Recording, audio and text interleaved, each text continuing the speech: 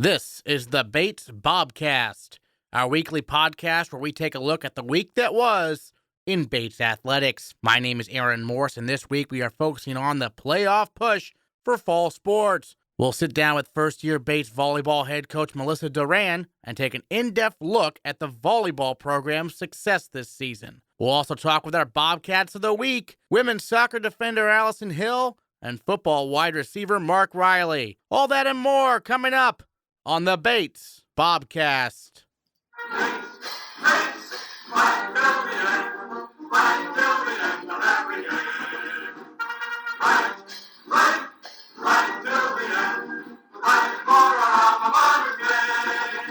The Bates football team lost a shootout to Middlebury on Saturday by a final score of 41-27.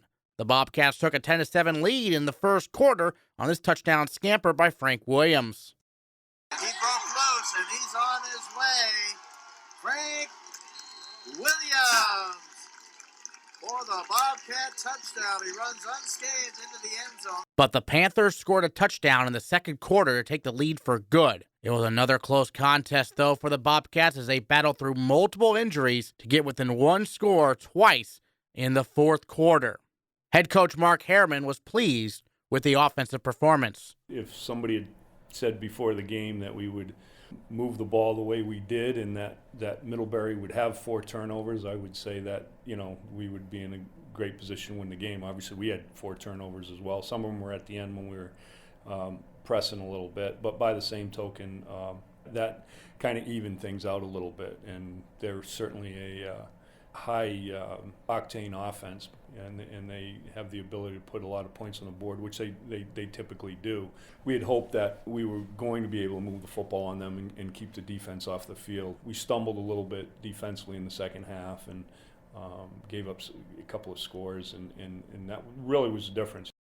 Despite the tough start to the season for the Bobcats, there's still a lot to play for as their next 2 games are against arch rivals Colby and Bowdoin.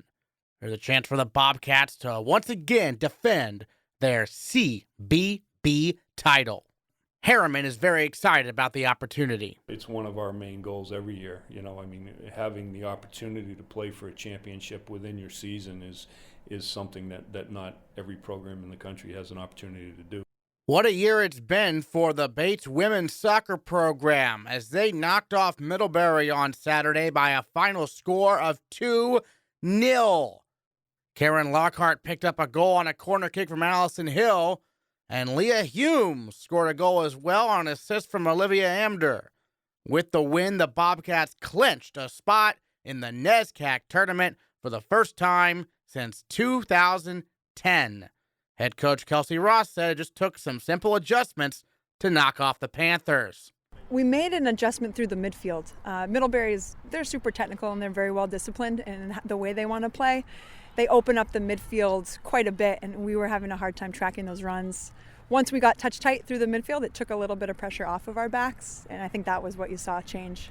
It's playoff update time here on the Bates Bobcast. You just heard the women's soccer team clinch a spot in the NESCAC tournament. The volleyball team's already clinched as well. That leaves men's soccer and field hockey both competing for a spot in the NESCAC tournament as we enter the final week of their regular seasons. The men's soccer team needs to beat Colby on Wednesday and have Trinity or Wesleyan lose their match this week to get into the tournament. Stay with the Bates Athletics website, athletics.bates.edu, for all the updates on the men's soccer program. Meanwhile, field hockey controls their own destiny. They head to Colby on Wednesday, and if they can beat Colby, they'll be in the NESCAC tournament. The NESCAC tournament started back in 2000. If all goes well this week, Bates would have volleyball, field hockey, and men's and women's soccer all qualify in the same season for the first time ever.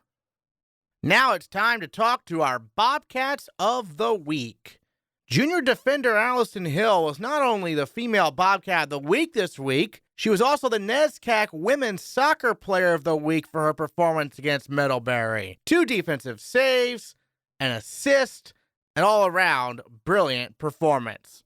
Allison Hill, your female Bobcat of the Week. Allison, obviously a big win, 2-0 over Middlebury on Saturday. First of all, In this game, you had 2 defensive saves on the goal line. Looked like the ball was going to go in, then you were able to clear it out. How those plays develop? Well, as I always tell my keeper, I told her I'd always have her back. I didn't think I'd have it that literally in those games, but it was just basically the right place, the right time. If the ball was in the air or in any other place, I definitely would have been able to save it, but I just happened to be in the middle of the goal just backing up my keeper because I know mistakes happen because that happens to me all the time. So just wanted to pressure cover, and luckily it just happened to come right to my feet. It was pretty muddy in that, so I was hoping I wouldn't whiff it. So I got really lucky on that and just cleared it in the nick of time because I saw it going over, but barely made it, so it was exciting. And you've been an A set-piece person all year in terms of, free kicks, and in this game, a corner kick you got an assist on, the header by Karen. How'd that develop on the corner there? Was that what you were going for there? Right, well, that was actually my first corner of the year. So our corner kickers were actually getting rest, getting fresh legs, and so no one kind of stepped up, so I decided to go right up for it, and I didn't really think it was that great of a kick, but then our Karen Lockhart probably has one of the best. She's the best in the air on the team. And so it just got right to her head, and it went right in, and it was awesome. It was a great feeling. Well, that's a pretty nice way to have your first corner kick of the season, right? Exactly, especially. And I was happy for her, too, because it's her senior game, and she's had many injuries as well, so that was a really big game for her and a big goal. But, yeah, great assist, definitely first corner. Now, you're from Maine, so what did you know about Bates growing up? What attracted you to the school? Well, I'm actually from Brunswick, Maine, so I was kind of considered a traitor leaving Brunswick. So I was always growing up, I have all the boating gear, boating sweatpants, and I, of course, had to leave that at home. But, yeah, I didn't really know that much about Bates. I really wanted to stay I liked New England a lot, so I knew I wanted to stay in Maine, and the NESCAC schools really sparked my interest because I also did track, and I know with Division III you can do multiple sports, so I was really interested in that, and I just fell in love with the Bates campus, and I just really wanted to get out of my hometown. Not that anything against Bowdoin, but Bates just really stood out to me. And then you mentioned track. You were actually recruited here for track, but it sounds like you came here with the intention of also playing soccer? Right, yeah. Well, for track it's pretty easy not easy, but easy to recruit for because they can see your times and just you want to go there. And hurdles is like my main event, so I really like that. And I knew I was going to do track when I got here, but soccer was pretty much my main passion. I'm played since I was like 6 maybe, and played on a club team and high school, so I definitely knew I wanted to play here. Wasn't sure how I was going to work with like 3 seasons and if I could pick it up, but yeah, definitely happy that I did it. And the coach mentioned that you've been dealing with some injuries earlier this year, and how are you doing now? Right, yeah, I actually partially tore my MCL wakeboarding this summer, so that was unfortunate. Luckily it was early or middle of the summer, so I missed the first few games, but I was wearing a knee brace for a while, but then in the Wesleyan game it just destroyed it, so decided that I didn't really want to wear that anymore because I didn't want to get injured, and I've honestly felt a lot healthier and better without it. Last year you were the team MVP. This year you guys obviously are having a lot of success. Already clinched a spot in the postseason tournament, which I believe this will be the first time during your time here you guys have done that. What does that mean to you? It's great, especially not leaving the game till Colby, because every year since I've been here we've had to play Colby, and that is deciding if we get in the tournament or not, and every year we seem to blow it. And so knowing that we're already in, I'm still going to take it to Colby, but knowing that is just something great, and I'm so happy for the seniors because they've never been, and it's just something that we really deserve because we worked so hard to get there. Yeah, Colby obviously one of the rivals within the state and everything, and this game you have nothing to lose, everything to gain, right? Right, they actually haven't won a NESCAC game, so this is a great opportunity for us to just take it to them and just win that rivalry because they always seem to come out ahead, and this year we are gunning for them. And last question for you. I mean, obviously, going forward, looking forward to the tournament, what are your guys' mindset kind of in terms of making the tournament for the first time and your goals and everything? Right. Well, this year, the teams were all so close. Like we beat the number 2 team, Trinity. I don't know what the places is right now, but we've beaten Trinity. So pretty much any team that we play, we know that we can potentially win against. Williams is obviously a very difficult team, but hopefully we won't have to play them first round. And I I'm really excited for this because this is probably one of the best teams we've had. We have some freshmen that are going to take us to keep going in the playoffs, and I really think we have a good opportunity to make it far. All right, Allison Hill, our female Bobcat of the week. Thanks so much. Thank you. Here's what head coach Kelsey Ross had to say about Hill's performance. Allison only knows one work rate, and that's super high. And she is that way in practice, which makes her transition into games seamless. And she's also a very intelligent soccer player. She puts the time in the off season. Actually had some injuries this past summer, so it was a little late getting back to us, even in our season. But what you saw there was just a young lady that works super hard and understands the game and puts herself in good positions. Our male Bobcat of the week is senior wide receiver Mark Riley of the football program, who had a career-high 10 catches for 117 yards and a touchdown against Middlebury on Saturday.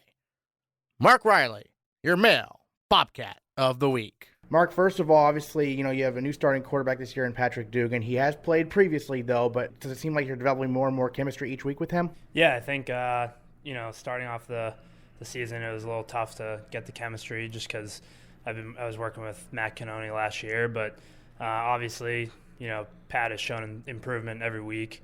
And, this past week he did a phenomenal job just in all phases of the offense. So give credit to him.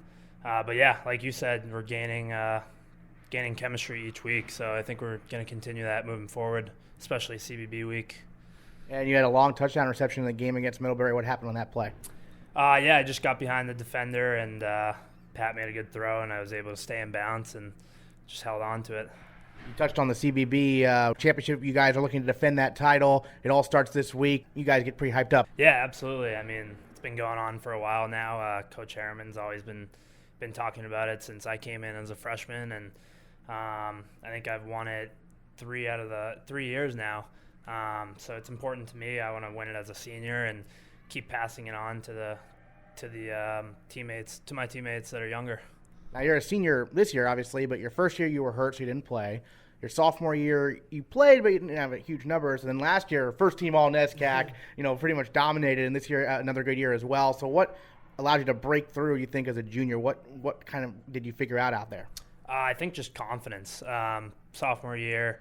Like you said, I missed all of freshman year with a torn meniscus in my knee.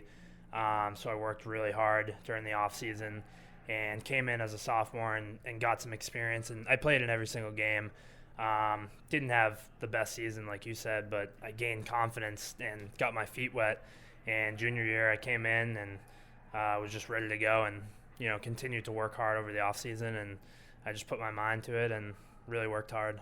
Now you're a wide receiver, but you play in a triple option offense. What is that like?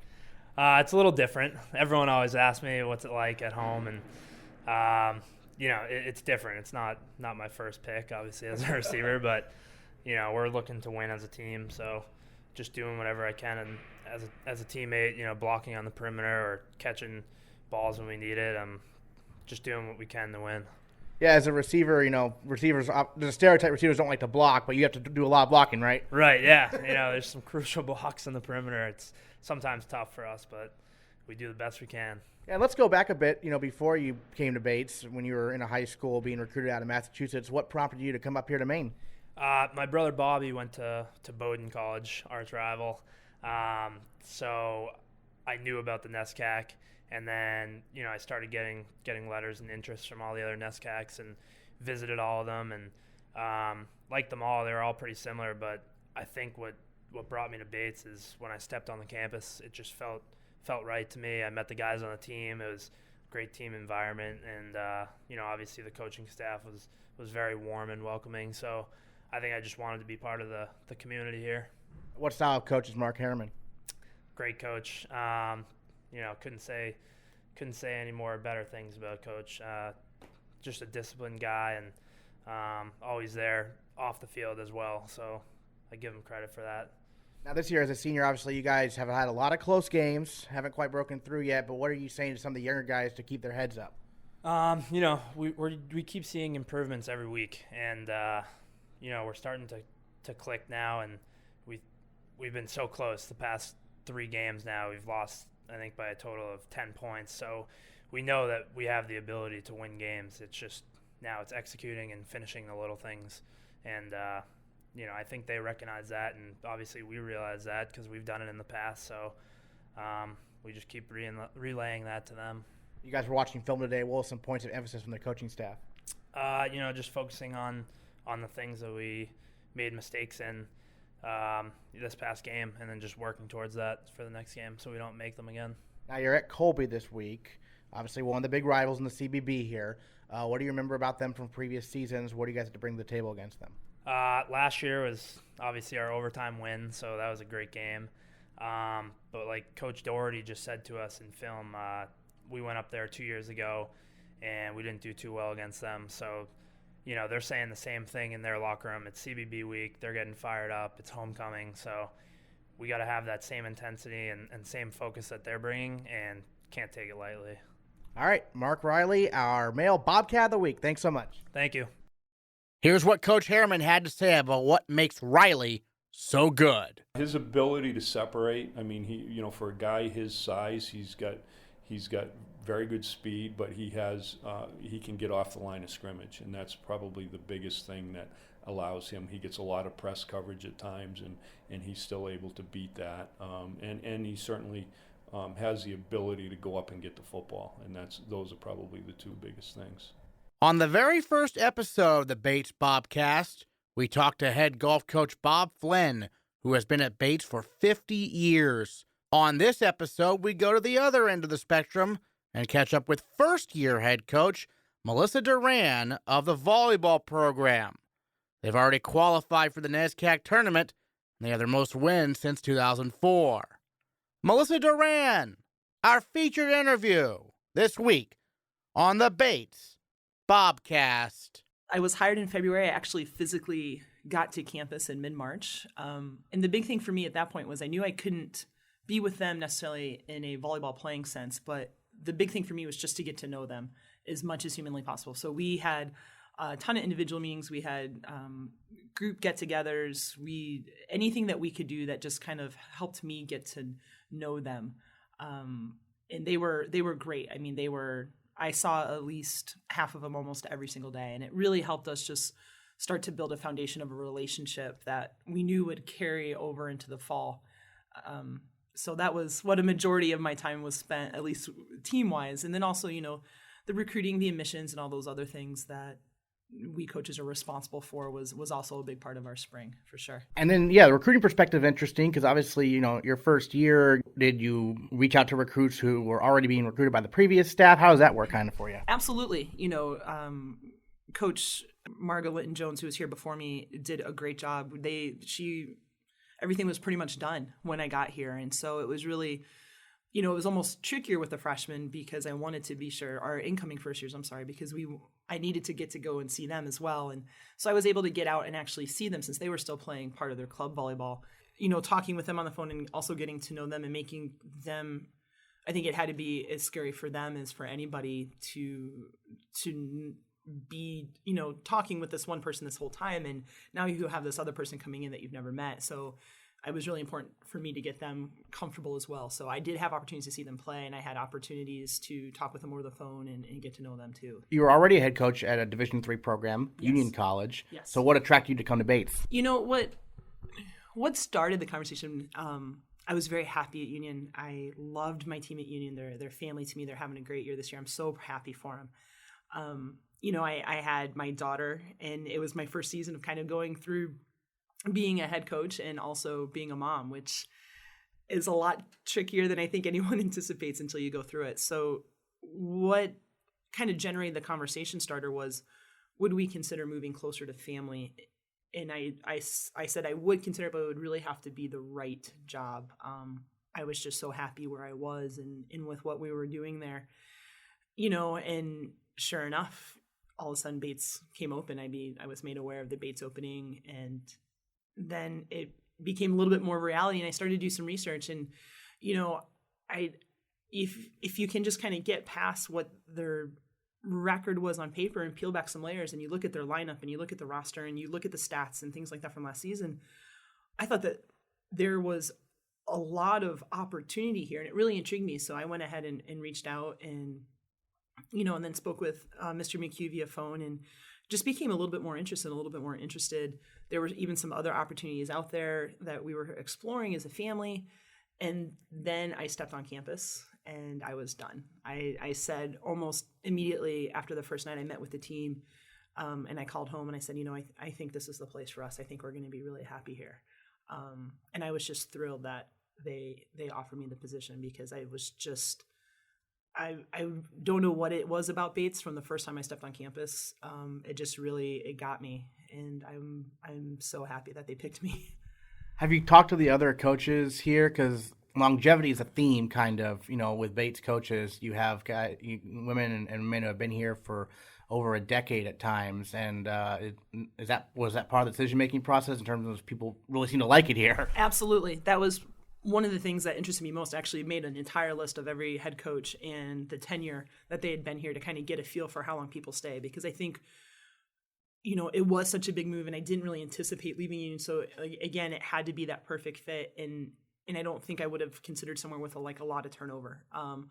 So looking at the staff and seeing the tenures, and then also seeing a good young group of people, and then also meeting everybody on my interview and seeing how committed everybody is to not just their sport, but just Bates athletics in general. But yeah, that was definitely a big part of the decision.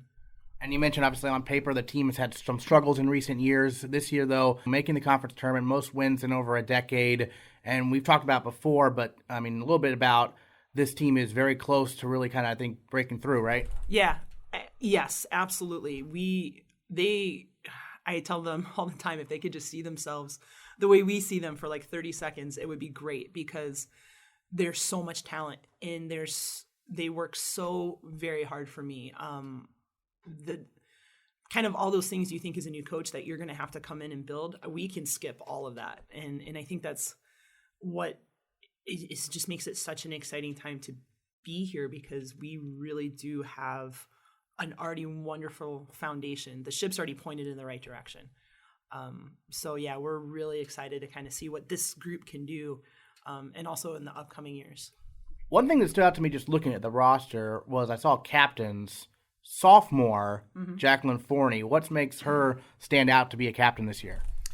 What I really liked when we went through our captain selection process is we had a lot of people who were kind of in that running for captains. And, I think what stands out for, Bryn, our senior captain, definitely has some incredibly strong qualities. I think what makes Jack stand out to her teammates is just how relentlessly hard she works.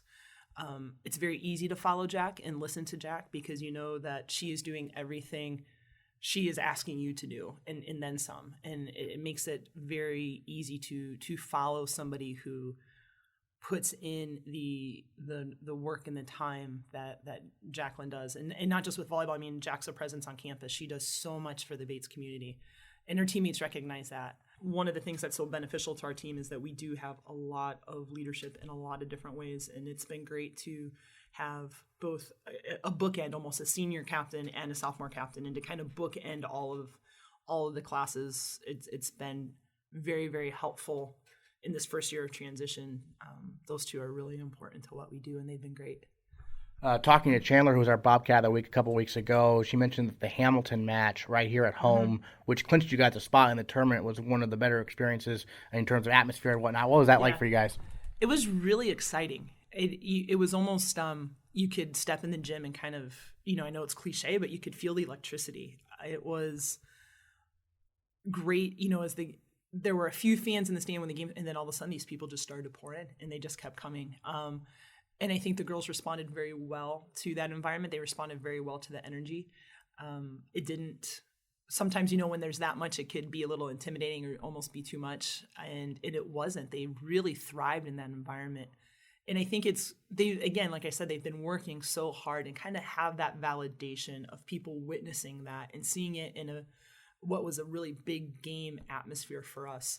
I know it just – helped our confidence, boosted the morale of the team even more than it was. And to be able to win that game, a game of that magnitude in front of that many people, was really a special moment this year. And then we talked about volleyball and Bates athletics in general, though.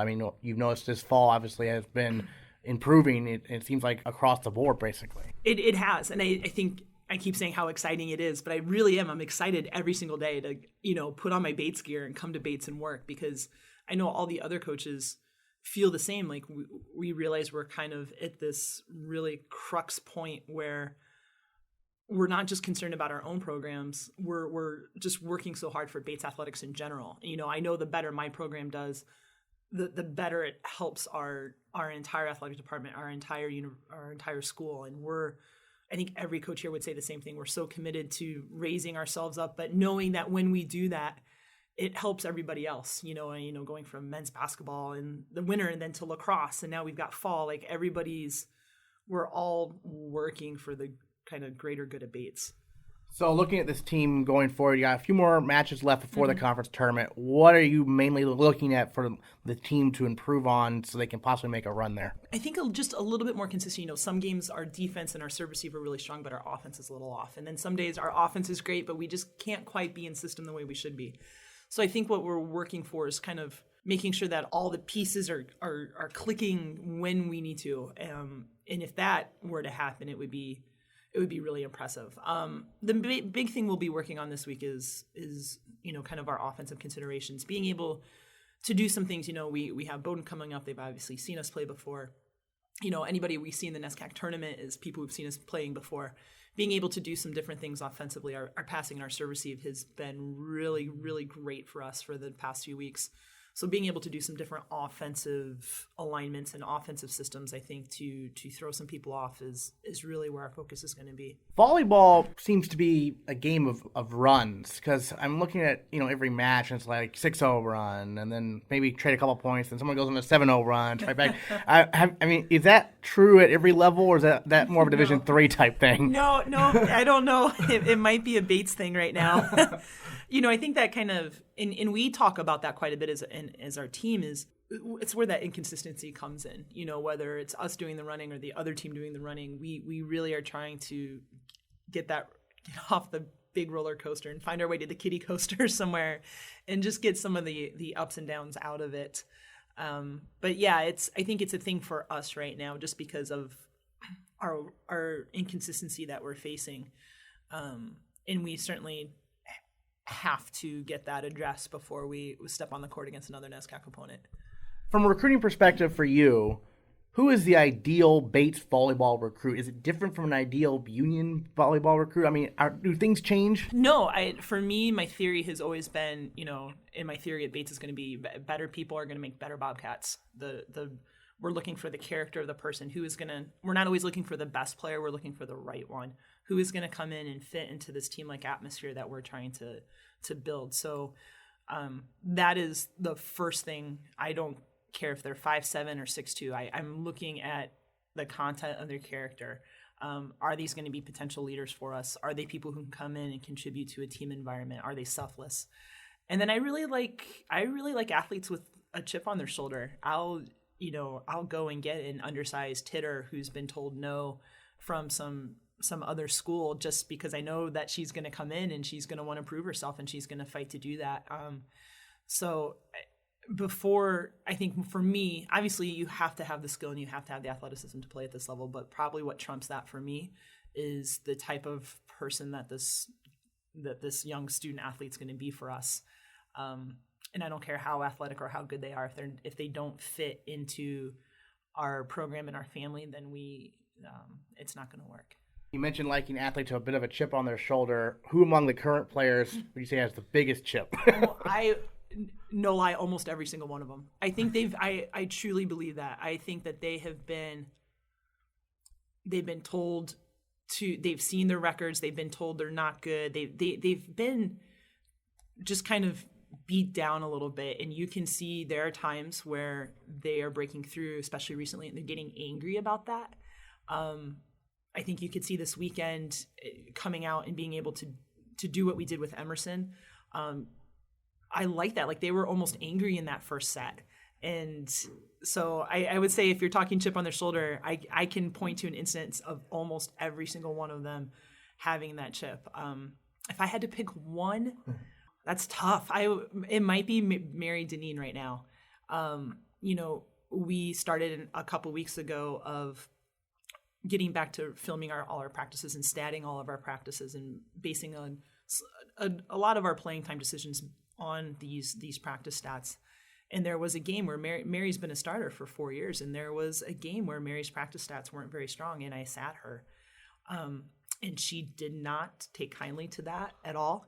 And not in a bad way, but the very next day at practice, she came in and just lit it up. And she has done that since then. She responded as well as anybody possibly could have, but you could tell she wasn't letting anyone take that spot away from what she's had for 4 years. So she might be the one right now. So from a coaching perspective, you have all these players who clearly have a lot of talent, may not realize how much talent they have based on previous records. Exactly. So what's your strategy to get them eventually to realize that? Oh, just keep pushing forward. Just keep doing it every single day. Don't get discouraged. Just keep taking small steps forward. We're going to get glimpses, and they're going to see glimpses, and that's going to help. And, maybe we take a set off of Tufts like we did. Maybe we take a set off of MIT, and very slowly the curtain is kind of pulled back, and they start to realize. But there's no magic wand or, anything that I personally am going to swing around that's going to make it happen immediately. It's going to be just taking continuous steps forward and having some of these small successes. And eventually it's going to snowball. And eventually we'll get over that hump.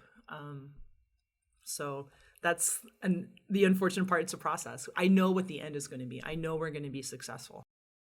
Here's a quick look ahead at the upcoming week in Bates Athletics. Tuesday, October 27, 3 o'clock p.m. Women's soccer hosts Colby at Russell Street Field. Then you can head on over to Alumni Gym at 7 o'clock to watch the volleyball team take on the University of New England in a non-conference game. If you want to make a quick trip to Colby on Wednesday, the field hockey team has a must-win game at 7 o'clock at Colby, and men's soccer as well at 8 o'clock at Colby. A couple of huge games for their tournament hopes this season. Skip ahead to Saturday. Volleyball's got a couple games you want to check out. They play at noon and at 4 o'clock on Saturday. The noon game is against conference rival Bowdoin. And football is at Colby at 1 o'clock on Saturday if you want to make that trip. So that's your upcoming week. We'll recap it all next time on the Bates Bobcast. Bates, Bates,